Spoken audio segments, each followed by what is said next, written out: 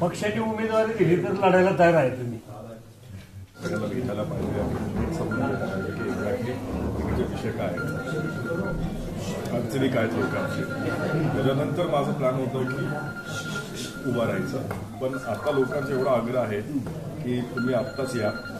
पण जर सगळे म्हणतात की उभा राहायला पाहिजे आणि सीट नक्कीच येणार आहे, की जर उभा राहिलो सगळे एकत्र येतील काय हरकत नाहीये. दादांचं म्हणणं आहे की तू आला तरच सीट येणार.